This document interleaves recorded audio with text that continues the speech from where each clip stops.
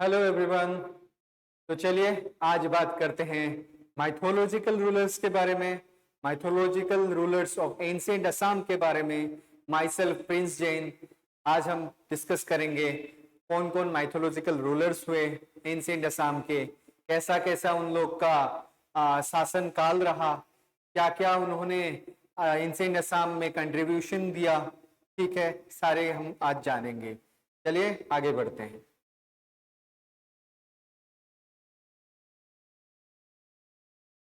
तो देखिए, ऑलरेडी हमने ओरिजिन ऑफ नेम्स, सोर्सेस कहाँ कहाँ से हमको जानने को मिलता है, ये अपन ने देखा है।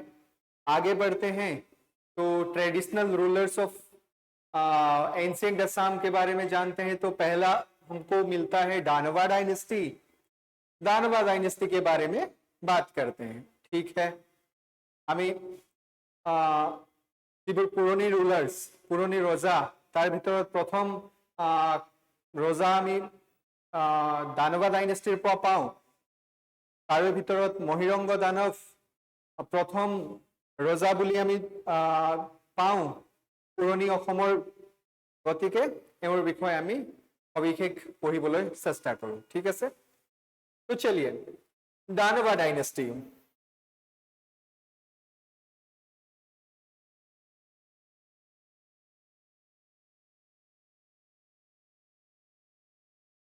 ओके, इस डायनेस्टी के पहले किंग रहे हैं महिरंग दानव। ठीक है, महिरंग दानव जो है वो अर्लीस्ट नोन किंग है एंशिएंट असम के। क्या है? अर्लीस्ट नोन किंग है एंशिएंट असम के। ठीक है, जो कि नॉन आर्यन थे। क्या थे? जो कि नॉन आर्यन थे। ठीक है, माना जाता है कि जो महिरंग दानव है वो किरात चीफ थे। किरात अब कौन होते हैं? किरात संप्रदाय क्या होता है? किरातीज वो होते हैं जो कि सीनो तिब्बतन बॉर्डर में जो वास करते हैं। मतलब जो ईस्टर्न साइड वाला हिमालय है, नेपाल से जो ईस्टर्न साइड में आता है अप टू म्यांमार वाले रीजन तक, उस रीजन में कुछ ट्राइब्स पास करते हैं, उनको किरातीस बोला जाता है। ठीक है, उनको किरातीस बोला जाता है। और उसी ट्राइब के एक चीफ महिरंग दानव थे, ऐसे माना जाता है। ठीक है, ओके। इनकी कैपिटल, इनकी जो राजधानी थी उसका नाम था मोइरंका। मोहिरंग दानवर राजधानी আছিল मोइरंका। जितु एतिया बर्तमान जीएस रोडत, गुवाहाटी जीएस रोडर मोइरंग पर्वतर लगत तुलना करा है। ठीक है, महिरंग दानव की जो कैपिटल थी उसका नाम था मोइरंका, जिसको अभी गुवाहाटी के जीएस रोड की जो मोइरंग पर्वत है, जीएस रोड में जो मोइरंग पर्वत है उसके साथ आइडेंटिफाइड किया जाता है कि यही रही होगी उस टाइम मोइरंका या महिरंग दानव की कैपिटल। ठीक है, और जैसे कि मैंने बताया मोहिरंग दानव किरात चीफ थे जो कि सीनो टिबेटन ओरिजिन के थे। ठीक है, महिरंग दानव को सक्सीड किया हटकासुर ने। इन्होंने महिरंग दानव वाज सक्सीडेड बाय हटकासुर। उनको फिर सक्सीड किया, उनके बाद राजा बने संभरासुर। ठीक है, और उनके बाद राजा बने रत्नासुर। ठीक है, रत्नासुर के बाद में फाइनली दानव डायनेस्टी के लास्ट राजा माने जाते हैं घटकासुर। ठीक है, और घटकासुर को मार के, घटकासुर जो थे उनको मार के, उनका वध करके नरका नाम के एक राजा ने अपनी एक नई डायनेस्टी या अपनी एक नई किंगडम स्टैब्लिश की, जिनको हम बोलते हैं भौमा डायनेस्टी या असुरा डायनेस्टी। ठीक है, असुर डायनेस्टी या भौम डायनेस्टी। ठीक है, इन्होंने स्टेब्लिश की नरकासुर ने। ठीक है, अब जानते हैं नरकासुर के बारे में। आई होप आपको ये समझ आया महिरंग दानव वाला। ठीक है, नरकासुर के बारे में जानते हैं।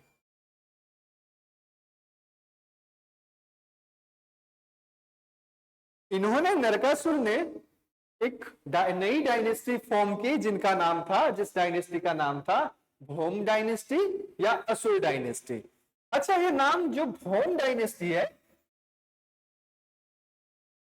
भौम क्यों पड़ा? इस भौम डायनेस्टी का नाम, असुर डायनेस्टी का नाम भौम डायनेस्टी क्यों पड़ा?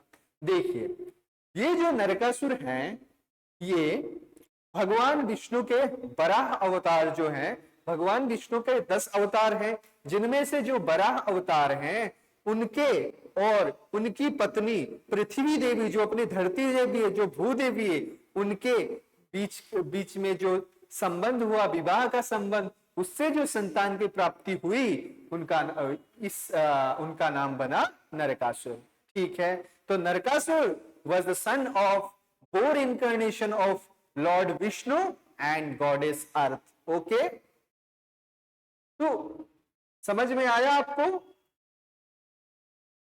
ठीक है, तो जबकि धरती देवी के पुत्र हैं नरकासुर, धरती देवी के पुत्र हैं, भूमि के पुत्र हैं नरकासुर। भूमि मतलब पृथ्वी या अर्थ। जैसे ही भूमि के पुत्र हुए नरकासुर, तो इनको भूमिज भी बोला जाता है। ठीक है, भूमिज मतलब क्या होता है? जो भूमि से उत्पन्न होता है, भूमिज। जैसे घास होती है, जैसे पेड़ होता है, उनको भूमिज बोला जाता है, क्योंकि वो भूमि से उत्पन्न होते हैं। क्योंकि नरकासुर भी भूमि देवी का पुत्र थे, नरकासुर ने भी भूमि से ही जन्म लिया था, इसलिए उनको भी भूमिज बोला जाता है। और उस भूमि शब्द से ही इस डायनेस्टी का नाम भूमा पड़ा, ऐसा भी माना जाता है। ठीक है, उस भूमि शब्द से ही इस डायनेस्टी का नाम भूमा पड़ा, ऐसा भी माना जाता है। ठीक है, अब देखिए, नरकासुर के बारे में कहा जाता है कि ये पहले अपने जो अपना इसका बचपन बीता, ये विदेहा में बीता। विदेहा मतलब अभी का जो यूपी वाला एरिया है, जो यूपी उत्तर प्रदेश वाला एरिया है, उस एरिया में एक राजा राज करते थे जिनका नाम था जनक। जनक के राज में उनका जो बचपन है नरकासुर का बीता। ठीक है,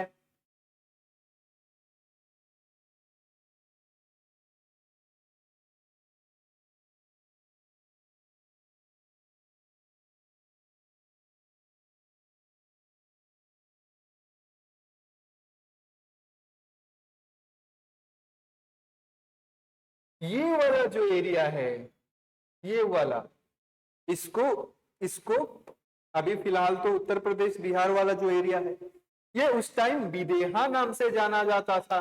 ठीक है, और इसी विदेहा के राजा थे राजा जनक, और इन्हीं राजा जनक के अंडर में नरकासुर बड़े हुए थे। ठीक है, समझ में आया आपको? ठीक है, तो अब जब नरकासुर बड़े हुए तो उन्होंने कामरूप में आके अपनी एक किंगडम स्टेब्लिश किया, जिसका नाम भूमा या असुरा किंगडम पड़ा। ठीक है, शुरुआत में ये बहुत अच्छे राजा माने जाते थे। ठीक है, भक्ति भाव वाले राजा माने जाते थे। कामाख्या देवी के ऊपर इनकी पूरी आस्था थी, पूरा विश्वास था, और कामाख्या देवी के एक महानतम भक्त थे नरकासुर। ठीक है, लेकिन कुछ ऐसी प्रवृत्ति आती है असुरों में कि आसुरी व्यक्ति के सानिध्य में आकर, मतलब कोई अगर बुरा व्यक्ति है, बुरा इंसान है, उसकी संगत अगर एक अच्छा भला आदमी भी कर ले तो वो भी बुरा बनने में टाइम नहीं लगता। आपके दोस्तों में से भी कुछ भी गलत आदतें होगी जो आप में नहीं है, तो अगर उसके साथ आपकी दोस्ती है तो एक टाइम के बाद कुछ ना कुछ आदतें आप में भी आ जाती हैं। तो वैसे ही नरकासुर के साथ था, क्योंकि जब नरकासुर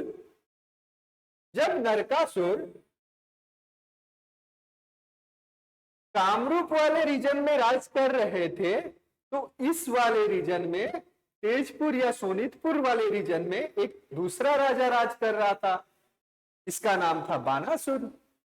ठीक है, और बानासुर की जब संगति हुई इसको, नरकासुर को, ये भी असुर प्रवृत्ति का बन गया, और बाद में क्या बोलने लगा, जिस देवी की मैं पूजा करता हूं उसी से मुझे शादी करनी है, मतलब ये कामाख्या देवी की पूजा करता था और इनको फिर कामाख्या देवी से शादी करने की बात सूझी, तो ये कामाख्या देवी की तपस्या करने लगे। कामाख्या देवी प्रकट हुई प्रसन्न होके। भाई कोई भी भक्त अगर भगवान को प्रसन्न करता है अपने तप से, जप से, नाम से, कीर्तन से, अपने अच्छे कर्मों से, भगवान उसको प्रसन्न होके वर देते हैं, ऐसा माना जाता है।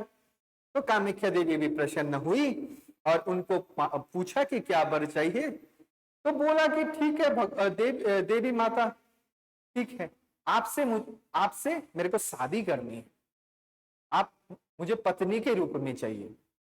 तो देवी ने बोला कि अरे ये कैसा वरदान है, तुम कुछ भी दूसरा मांगो, ऐसा कैसा वरदान। तो फिर नरकासुर ने बोला कि नहीं देवी माता, मुझे तो यही चाहिए।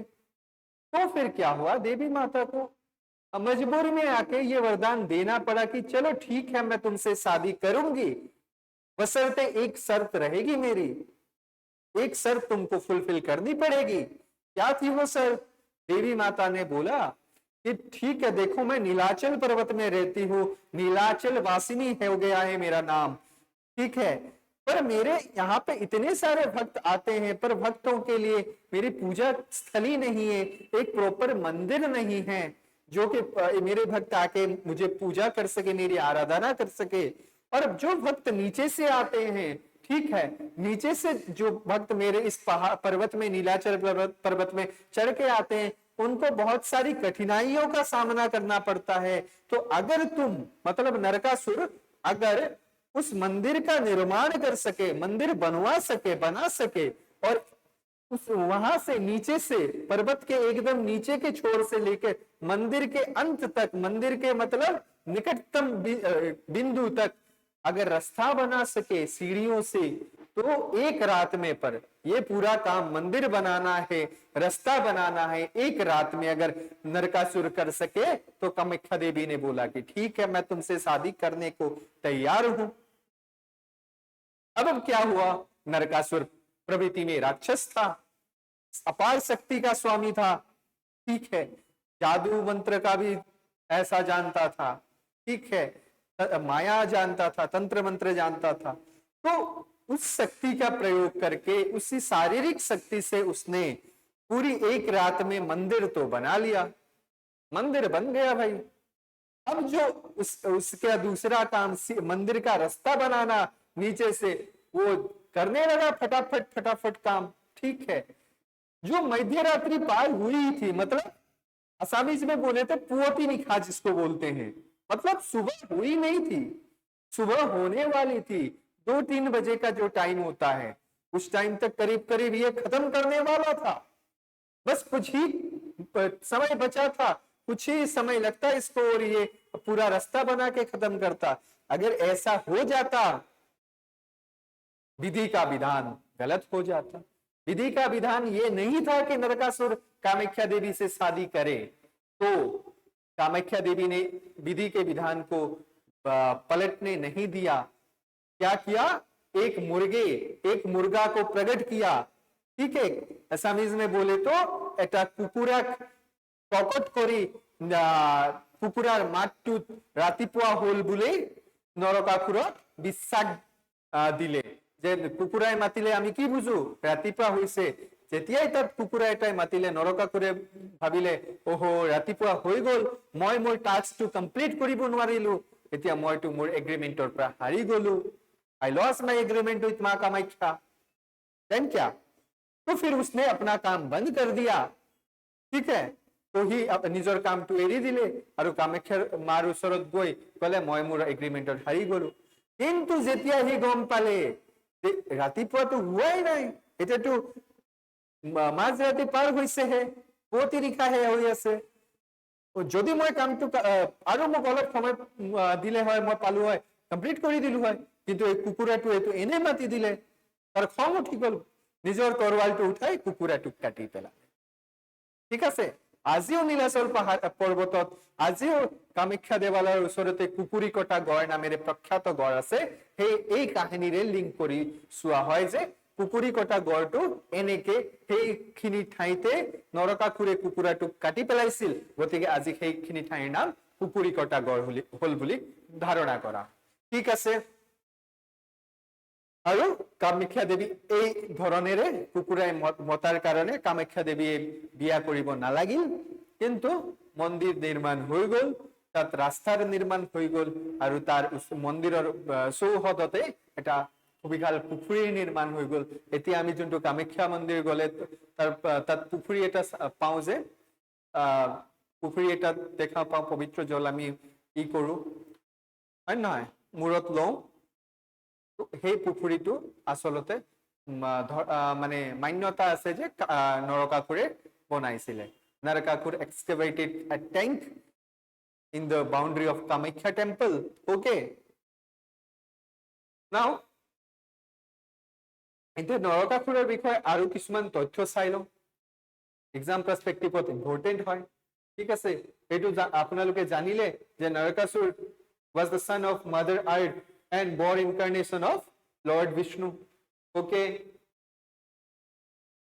Mother Earth and Lord incarnation of Lord Vishnu. ঠিক আছে, that's why the dynasty is called Bhoma dynasty, because he was born of earth. Okay, he was brought up by Janaka of Videha, already explained. Okay, now this instance is the first instance of settlement of Aryans in the Pragjyotish. This is the earliest settlement of Aryans in Pragjyotisha. Pragjyotishpurat Aryan সকলের প্রথম বসতি বুলি ধৰা হয়। এই নৰকাসুৰৰ যিটো বসতি, যিটো ৰাজত্ব কাল আছিল, এই ৰাজত্ব কালটো আৰ্যন সকলৰ প্ৰথম এই প্ৰাগজ্যোতিষপুৰত বসবাস কৰিব পাৰিছিল বা বসতি হৈছিল বুলি ধৰা হয় বা কোৱা হয়। ঠিক আছে, आर्यंस पहली बार प्रागज्योतिष में सेटल हुए थे in the reign of Narakasura, ऐसे बोला जाता है, भोमा डायनेस्टी के। ठीक है, ये मैंने बताया कि उन्होंने कामाख्या टेम्पल एक नीलाचल झील बनाया, वहां पे उन्होंने एक टैंक की एक्सकेवेट किया। ठीक है, एक रोड भी कंस्ट्रक्ट किया। ठीक है, पर कब किया? पूरी एक रात में किया, सिंगल नाइट में किया। चलो अच्छा हुआ, वो एग्रीमेंट नहीं कंप्लीट कर पाए, हार गए। ठीक है, और कामाख्या देवी को उनसे शादी करने से मुक्ति मिल गई। ठीक है, शादी नहीं करना पड़ा। जब ये जो इंसिडेंट हुआ, उसके साथ छल होने के बाद में नरकासुर बहुत इरिग्रेस रूलर बन गया, बहुत एरोगेंट रूलर बन गया, और बड़ा अधर्म फैलाने लगा, बड़ा पाप करने लगा। तो ये बात उस टाइम में, अभी का जो गुजरात रीजन है, उस टाइम वहां पे द्वारिका नगरी बसती थी। उस द्वारिका नगरी के द्वारिकाधीश नाम से श्री कृष्ण विराजमान होते थे। उस द्वारिका नगरी के राजा थे कृष्ण। जब भी कृष्ण जी को ये बात पता चली कि नरकासुर ने जो कामरूपा वाला रीजन है, प्रागज्योतिषा वाला रीजन है, उसमें आतंक मचा रखा है, तो कृष्ण भगवान उसको मारने के लिए कामरूप आए थे। और जब जिस रास्ते से कामरूप आए थे, वो उनके तब तो कोई गाड़ी नहीं थी, तब तो कोई प्लेन नहीं थी, आना तो रथ से पड़ा था।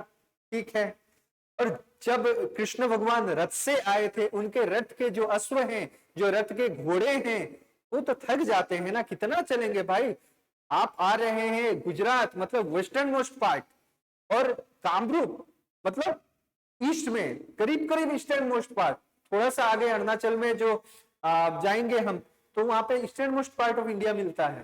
ठीक है, गुजरात में western most part of India मिलता है। ठीक है, तो वेस्टर्न मोस्ट पार्ट से ईस्टर्न मोस्ट पार्ट में जब कृष्ण जी आ रहे थे, तो उनके जो रथ के अश्व हैं, घोड़े हैं, उनको थकावट तो हुई। तो थकावट दूर करने के लिए जो अभी के नॉर्थ गुवाहाटी है, अभी का जो नॉर्थ गुवाहाटी वाला एरिया है, वहां पे कृष्ण जी के रथ के घोड़ों ने रेस्ट लिया था। ठीक है, और उसी जगह में आज अश्वक्लांत मंदिर बना है। तो अश्वक्लांत मंदिर की हिस्ट्री भी कहीं ना कहीं कृष्ण भगवान से जुड़ी है। ठीक है, ये देखिए अश्वक्लांत मंदिर। ठीक है, जाइएगा इधर। और तब कृष्ण भगवान आके प्रागज्योतिषा में नरकासुर का संहार किया, और उसके बाद उस नरकासुर के ही बेटे भगदत्त को राजगद्दी में बैठाया और चले गए। ठीक है, देखिए लॉर्ड कृष्णा किल्ड हिम, मतलब नरकासुर को, and place his son Bhagadatta on the throne. ठीक है, राजगद्दी में भगदत्त को बैठाया। When Krishna came to Kamrupa to kill Narakasur, his chariot horse, मतलब उनके रथ के अश्व या घोड़े took रेस्ट लिया था। कहां पे? अश्वक्लांता में, जो कि अभी नॉर्थ गुवाहाटी में है। ठीक है, समझ में आया आपको? अकॉर्डिंग टू विष्णु पुराण में हमको मिलता है कि जो नरकासुर था उसका एक जनरल था, आर्मी जनरल था, आर्मी चीफ था। ठीक है, उसका नाम था मुरु। क्या था? नरकासुर का आर्मी जनरल का नाम था मुरु। ठीक है, ये बात हमको कहां से पता चलती है? विष्णु पुराण से पता चलती है। तो मैंने बताया था लिटरली सोर्सेस से बहुत कुछ अपने को एंशिएंट असम के बारे में जानने को मिलता है। 18 पुराण में से एक पुराण, कालिका पुराण, मार्कंडेय पुराण, नारदीय पुराण, विष्णु पुराण, वामन पुराण, ये तमाम पुराणों से अपने को बहुत सारी बातें जानने को मिलती है, जानकारियां जानने को मिलती है अबाउट आवर एंशिएंट कामरूप और प्रागज्योतिष। ओके, नाउ दिस, इनका जो रूल था, नरकासुर का जो रूल था, इनकी बाउंड्री मानी जाती है। कोई सोर्स में बोला जाता है कि वेस्ट में कारातोया रिवर से लेके ईस्ट में डिक्रोंग रिवर तक था। मतलब देखिए,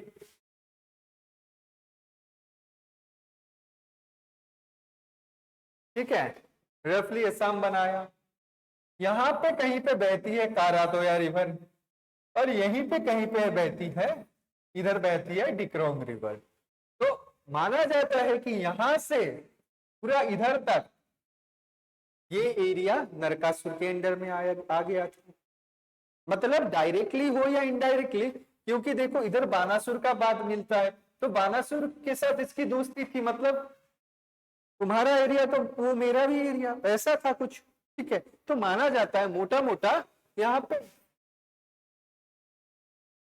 कारातोया रिवर से लेके इधर डिक्रोंग रिवर तक ये वेस्टर्न पार्ट है, ये ईस्टर्न पार्ट है। तो वेस्ट में कारातोया, ईस्ट में डिक्रोंग रिवर तक इनका राज फैला हुआ था, ऐसे माना जाता है। ठीक है, नरकासुर से क्वेश्चन बनते हैं। ठीक है, अब आते हैं भगदत्त के बारे में। ये कौन थे? ये नरकासुर के बेटे थे। ठीक है, इनका वर्णन हमको मिलता है आदि पर्व ऑफ महाभारत। महाभारत में कुछ पर्व होते हैं, जैसे द्रोण पर्व होता है, आदि पर्व होता है। ठीक है, तो आदि पर्व में हमको मिलता है इंस्टेंस रेफरेंस ऑफ भगदत्ता। क्या मिलता है आदि पर्व में? आगे देखते हैं। इन भगदत्ता बेटे थे नरकासुर के, इनकी एक बेटी थी जिनका नाम था भानुमति। क्या नाम था? भानुमति। इन भानुमति की शादी हुई थी कौरव के एक पुत्र, कौरव प्रिंस, सबसे बड़े कौरव जो थे, मतलब धृतराष्ट्र और गांधारी के सबसे बड़े बेटे कौन थे? दुर्योधन। धृतराष्ट्र और गांधारी के 100 पुत्र थे। कौरव 100 पुत्र थे, सबसे बड़े भाई थे दुर्योधन। ठीक है, ऐसे थे, दुर्योधन भी थे, दुर्शासन भी थे। ठीक है, ऐसे 100 भाई थे। 100 को फिर पांडव ने मारा था। ठीक है, पांडव में 5 थे। तो ये जो कौरव वाले सबसे बड़े भाई थे दुर्योधन, उनके साथ ये भगदत्त की बेटी भानुमति का विवाह हुआ था। ठीक है, जब ये विवाह हुआ था इनके स्वयंवर में, स्वयंवर अब क्या होता है समझिए। पहले शादी करने के लिए कुछ कंपटीशंस रखे जाते थे। ठीक है, राजकुमारियों के खासकर। ठीक है, कंपटीशंस रखे जाते थे। कैसे? आपके एबिलिटी है तो ही आप शादी कर सकते हो। जैसे सीता स्वयंवर सुना है आपने, राम जी ने कैसे जो शिव जी का जो पिनाक धनुष था, वो पिनाक धनुष तोड़ा और उसके बाद सीता जी के साथ शादी हुई राम जी की। ठीक है, पाणी ग्रहण संस्कार बोलते हैं। 16 संस्कार होते हैं हिंदुइज्म में, एक संस्कार उसमें आता है पाणी ग्रहण संस्कार, जिसको शादी बोला जाता है या विवाह बोला जाता है। ठीक है से, তো ৰামে যেতিয়া হৰধনু ভাঙি সীতাক নিজৰ পত্নী ৰূপে পাইছিল, এইটো সীতা স্বয়ম্বৰ আছিল।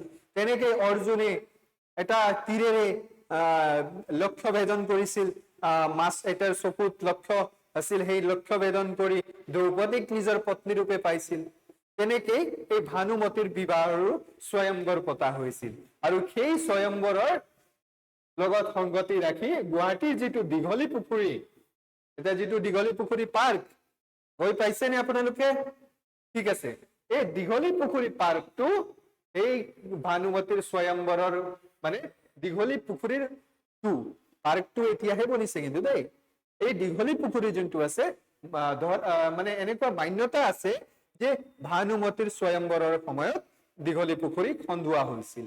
ঠিক আছে, দীঘলী পুখুৰী was erected on the Swayamvar of Bhanumati. Okay, now जेतिया भानुमती देवता भानुमती के पिताजी थे भगदत्त। अगर बेटी का ससुराल में कभी युद्ध होता है तो ससुर किसके साइड लेगा? अपना जमाई के ही साइड जाएगा। तो भगदत्त ने भी महाभारत का जो कुरुक्षेत्र वार हुआ था उसमें पार्टिसिपेट किया। किसकी साइड से किया? कौरव की साइड से किया। ठीक है, कौरव सेना के साइड से वो युद्ध लड़े थे और उनको युद्ध में कुछ नाम से प्रेज किया जाता है, बोला जाता है कि he was not inferior to Chakra in the battle, not inferior to Chakra in the battle। ठीक है, वो युद्ध में इंद्र से कम नहीं थे, इतना पराक्रम था उनका, इतना साहस था उनका, ऐसे लड़े थे। ठीक है, भगदत्त ऐसे लड़े थे युद्ध में। उनको और एक बात बोला जाता है, उनको और एक नाम से पेश किया जाता है, the mighty king of Mlecchas. देखिए, असुरा डायनेस्टी को कभी कभार कोई कोई टेक्स्ट में मलेच्छ भी बोलते हैं, पर शालस्तंभ डायनेस्टी को एविडेंसली मलेच्छ डायनेस्टी बोलते हैं, क्योंकि मलेच्छादिनाथ वहां पे मिलता है। ठीक है, तो तो ये असुरा डायनेस्टी में इन लोगों को कभी कभार कोई कोई टेक्स्ट में मलेच्छ भी बोलते हैं। ठीक है, और इनको जो भगदत्त है इनको the mighty king of Mlecchas भी बुलाते हैं, पावरफुल रूलर, मलेच्छा के पावरफुल रूलर।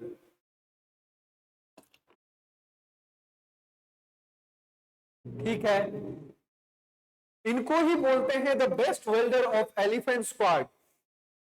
मतलब ये हाथी बड़ा अच्छा चलाते थे और हाथी को युद्ध में कैसे युद्ध कला में कैसे मतलब बढ़िया बनाना है, एक्सीलेंट बनाना है, कैसे हाथी को मैनेज करना है, ये बहुत बढ़िया जानते थे। तो इनको बोला जाता है कि the best welder of elephant squad. ठीक है, इनका खुद का एक हाथी भी था। ठीक है, इनका खुद का एक हाथी भी था। इस हाथी का नाम था सुप्रतीका। क्या था? सुप्रतीका। ठीक है, और पूरी की पूरी कलिंग की सेना, पूरी की पूरी कलिंग की सेना महाभारत के युद्ध में इनके अंडर रखी गई थी। ठीक है, इनके अंडर रखी गई थी, भगदत्त के अंडर रखी गई थी। पूरी की पूरी कलिंग की सेना को नेतृत्व कर रहे थे भगदत्त। कलिंग पहले उत्कल था, फिर कलिंग है। ठीक है, अभी उड़ीसा बन गया। ठीक है, एक ही बात है। हम अपने जनगण में पढ़ते हैं कि नहीं, पंजाब सिंध गुजरात मराठा द्राविड़ उत्कल वंग। ये उत्कल जो है ये उड़ीसा को दर्शाता है। ठीक है, या कलिंग, कलिंग भी उड़ीसा का ही पुराना नाम है। ठीक है, अब देखिए उनको कुछ और भी टाइटल मिले हैं महाभारत में। उनके बारे में ऐसे प्रेज करके बोला गया है कि महाभारत में इतने जोरदार राजा थे, मतलब महाभारत में। ठीक है, शैलेल्या, पर्वतपति, पूर्व सागरवासी। अब देखिए ये पर्वतपति क्यों बोला गया? पर्वतपति इसलिए बोला गया, असम जो कामरूप वाला रीजन है, ठीक है, इधर से भी हिमालय है, ये वाला area north eastern hill ranges है। ठीक है, मिकिरेंगमा हिल, नॉर्थ कछार हिल है, यहाँ पे कहीं पे मेघालय प्लेटू है। पूरा का पूरा असम कामरूप वाला एरिया एक पहाड़ों से मतलब पहाड़ों की बाउंड्रीज के बीच घिरा हुआ है कि नहीं है, तो इसको पर्वतपति, पर्वत में रहने वाले पति, मतलब पर्वतों के राजा बोला गया। ठीक है, और इनको पूर्व सागरवासी क्यों बुलाया जाता है? क्योंकि ये जो ये कामरूप वाला रीजन है ना, ये कहीं ना कहीं ईस्ट साइड में है ना। ये जो कामरूप वाला रीजन है,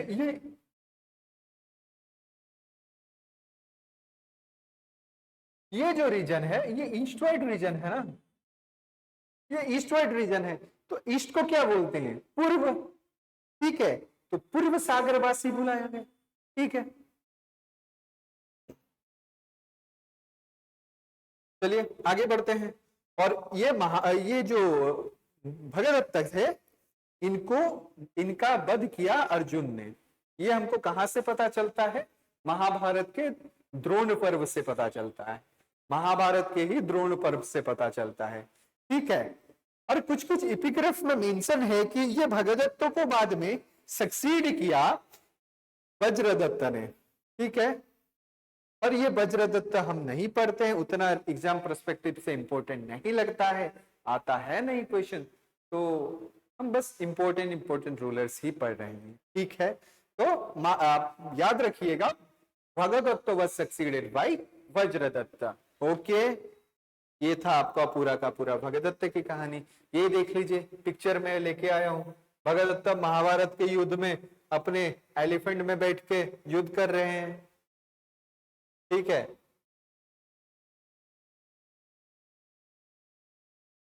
ये देखिए,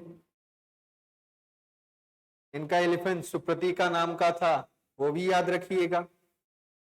अब भीष्मक को पढ़ते हैं। भीष्मक राजा कहां के थे? विदर्भा के। इनका किंगडम का नाम था विदर्भा। आज के डेट में, आज का जो सदिया वाला रीजन है ना, ये वाला जो रीजन है ना, सदिया वाला रीजन, इस रीजन को माना जाता है कि विदर्भा था वो उस टाइम में। ठीक है, और इनका जो कैपिटल था उसका नाम था कुंदिना। क्यों कुंदिना नाम पड़ा? क्योंकि इस सदिया रीजन में एक कुंडल रिवर बहती थी। इस रिवर के नाम के तहत इनकी कैपिटल का नाम कुंदिना पड़ गया। ठीक है, और इनकी एक बेटी थी, जैसे भगदत्त की भी बेटी थी ना, उनको दुर्योधन के साथ शादी करवाया था ना, ये भीष्मक की भी एक बेटी थी। ठीक है, जिनका नाम था रुक्मिणी। ये कृष्ण भगवान की बड़ी भक्त थी और शादी करना चाहती थी भगवान कृष्ण के साथ। ठीक है, ये wanted to marry Krishna. However, Bhishmaka wanted her to marry with Shishupala. Bhishmaka चाहते थे कि मेरी बेटी शिशुपाल के साथ शादी करे। ये रुक्मिणी है, इनके एक भाई भी थे रुक्मीवीर, और ये जो शिशुपाल है, ये छेदी के राजा थे। छेदी जो महाजनपद है, उसके राजा थे। और 16 महाजनपद पढ़ते हो इंडियन हिस्ट्री में, एंशिएंट इंडियन हिस्ट्री में, उनमें से जो छेदी महाजनपद था, उसके राजा थे शिशुपाल। और ये जो इनके जो भाई थे ना, रुक्मी के दोस्त थे। तो रुक्मी को लगा कि मेरी बहन मेरे दोस्त के साथ शादी करे। पिताजी को बोला तो पिताजी भी हाँ भाई शिशुपाल के साथ शादी करो, छेदी नरेश हैं। तो उनको क्या पता, रुक्मिणी तो मन ही मन भगवान कृष्ण की हो गई हैं, प्रेम करती हैं भगवान कृष्ण को। ठीक है, और उन्होंने अपनी भक्ति से कृष्ण को पुकारा। भक्ति में इतनी शक्ति होती है, कृष्ण तो भगवान है। तो उन्होंने उनके शादी के दिन, on the wedding day, Krishna अपने रथ में सवार होके आए। ये देखिए, कृष्ण अपने रथ में सवार होके आए और रुक्मिणी को लेते चले गए। ठीक है, रुक्मिणी को लेके चले गए द्वारका। ठीक है, और यही पूरा का पूरा वर्णन अपने हमको रुक्मिणी हरण जो काव्य है, जो रुक्मिणी हरण जो रचना है महापुरुष श्रीमंत शंकर देव जी की, उनमें उसमें इस कहानी का वर्णन मिलता है। महापुरुष श्रीमंत शंकर रचना बोली रुक्मिणी हरणत এই গোটেই ঘটনাক্রমৰ সম্পূৰ্ণ বিৱৰণ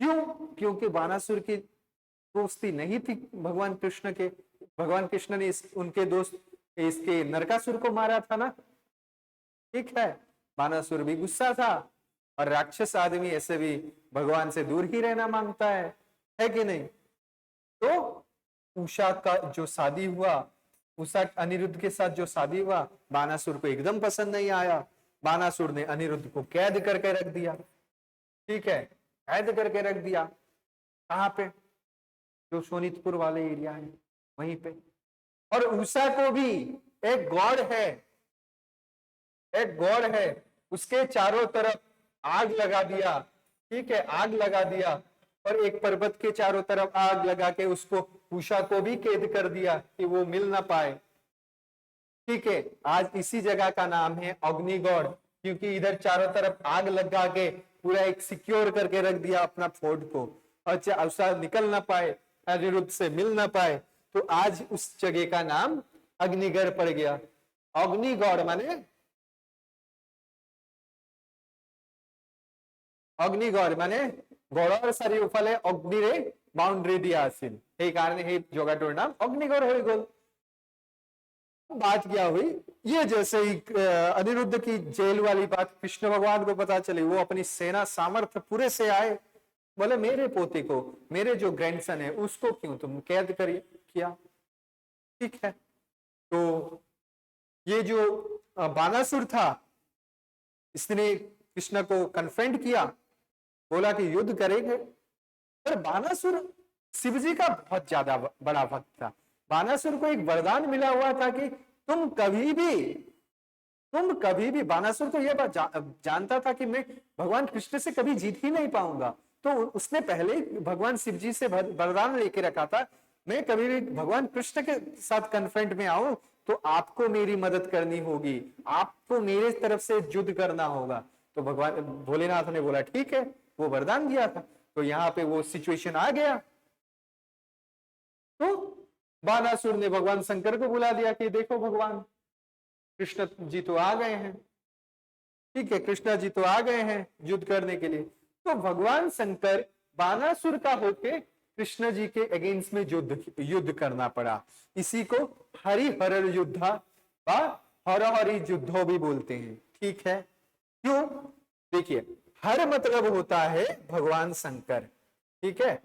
हर जो नाम है शिव जी का नाम है, ठीक है। और जो हरि नाम है, हरि नाम है, वो विष्णु जी का नाम है, ठीक है। तो इसी युद्ध को हरहरि युद्ध भी बोला जाता है। ये कहां से मिलता है हमको? भागवत पुराण से मिलता है, ठीक है। इसका वर्णन देखिए, कृष्णा को हरि बोलते हैं, शिव जी को हर बोलते हैं। शिव जी लड़े थे बानासुर की साइड से, कृष्णा लड़े थे अपने ग्रैंडसन अनिरुद्ध की साइड से। और इतना ज्यादा भयंकर तांडव वाला युद्ध हो गया है, यहाँ पे आपको दिख रही होगी।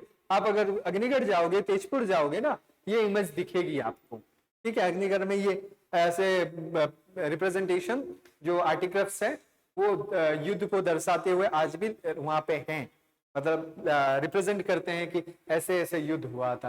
देखिए, भगवान शंकर और भगवान विष्णु दोनों ही युद्ध में मशगूल हैं।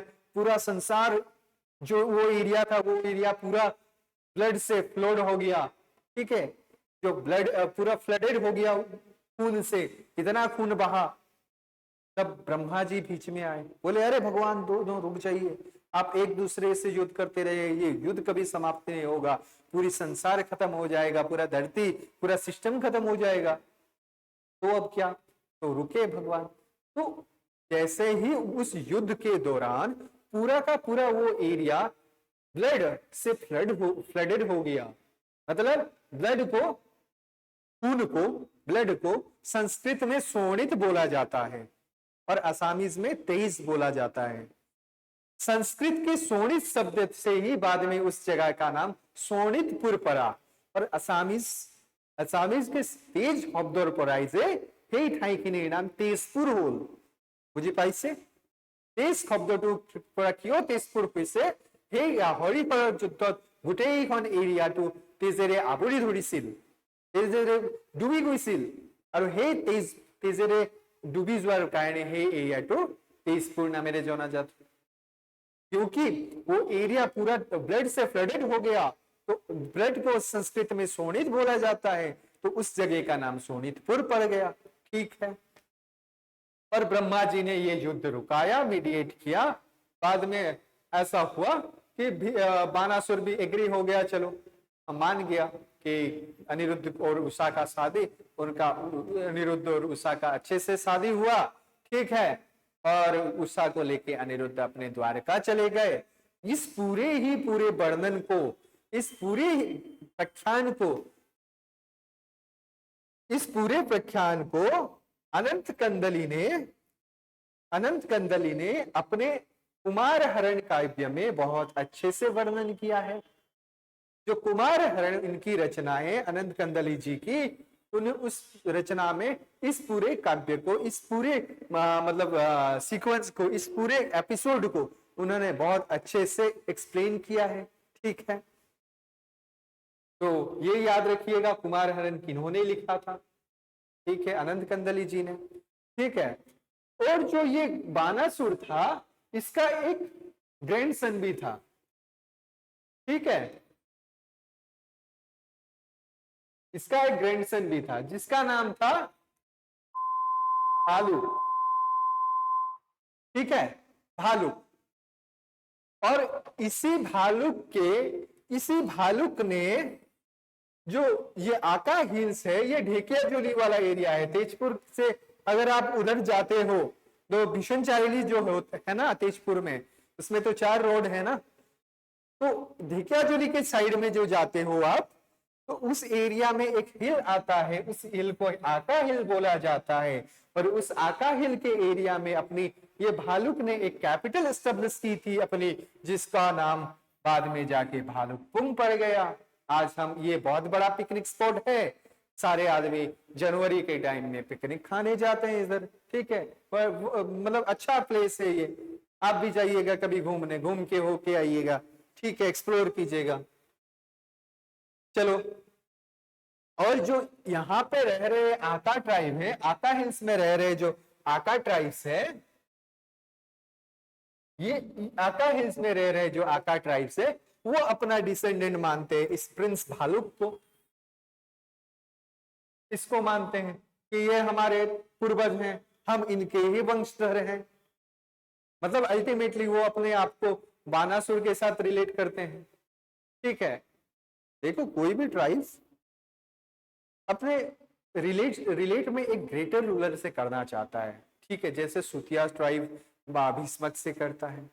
ठीक है, आका ट्राइब भालुक से करता है, मतलब इनडायरेक्टली वो बानासुर से करते हैं।